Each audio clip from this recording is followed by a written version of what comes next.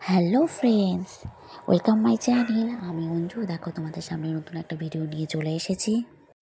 দেখো, তোমাদের দাদা ভাই আজকে সকাল সকাল বাজার চলে গিয়েছিল, তো বাজার করে নিয়ে চলে এসেছে। কী বাজার করে নিয়ে এসেছে সেটাই তোমাদের সাথে শেয়ার করব। তো দেখো, অনেক কিছু এনেছে, মাছ এনেছে, মাংস এনেছে।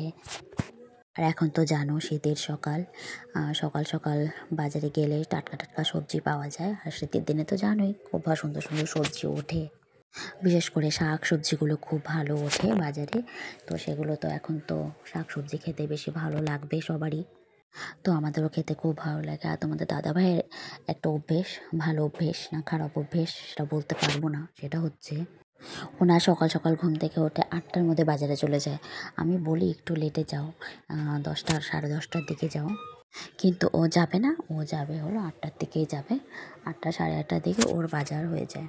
ও বাজার করে বাড়ি চলে আসে। অ্যাকচুয়ালি ওর দোষ নয়, কারণ হচ্ছে সবাই তো জানো অফিস টাইম 10টা থেকে 11টার মধ্যে হয়। তো সব কাজও কমপ্লিট করে দিয়েই ও অফিস যেতে চায়, যার জন্যই হচ্ছে ও তাড়াতাড়ি চলে যায় বাজারে, যেন তাড়াতাড়ি হয়ে যায়।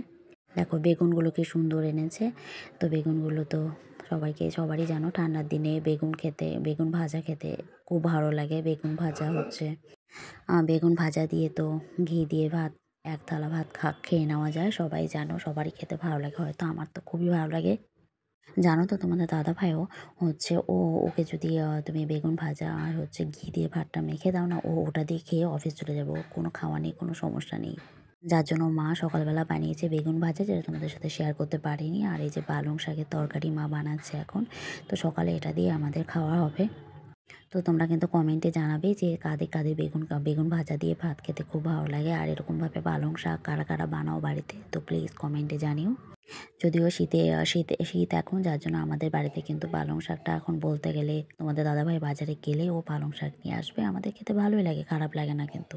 তোমাদের খেতে কেমন লাগে তোমরা জানিও। তো আমাদের সকালে রান্না তো হয়ে গেল মোটামুটি। তোমাদের দাদাভাই এটা খেয়ে কিন্তু অফিস বেরিয়ে যাবে। দেখো রান্নাটা দেখতে কিন্তু খুব সুন্দর হয়েছে। আমি কিন্তু রান্নাটা করছি না, করছে কিন্তু আমার শাশুড়ি মা, মানে আমার মা রান্না করছে।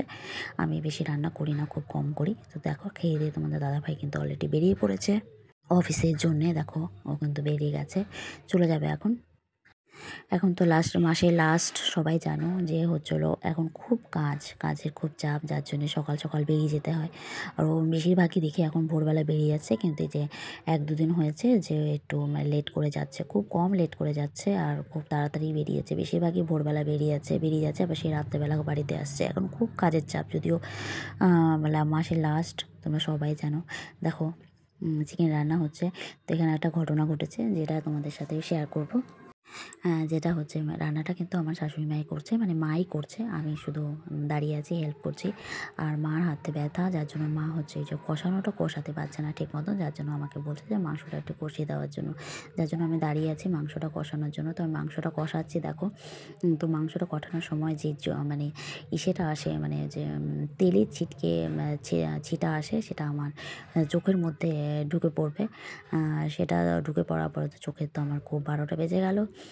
তো দেখো আমার চোখের তো অবস্থা খুব খারাপ, জল দিয়েও চোখটা আমার ঠিক হচ্ছিলো না। তারপরে মা রান্নাটা কমপ্লিট করলো। মা তো রান্নাটা কমপ্লিট করেই ফেলেছে, যার জন্য আমার পরে আর রান্নার দিকে আমি যাইনি। মা যেতে বারণ করেছে যে আসতে হবে না। তো আমার ভিডিওটা তোমাদের কেমন লাগলো, তো প্লিজ আমার ভিডিওটা যদি ভালো লেগে থাকে লাইক কমেন্ট শেয়ার, আর যারা ইউটিউব থেকে দেখছো তারা সাবস্ক্রাইবার করে দিও। আর হচ্ছে হলো ওকে বাই।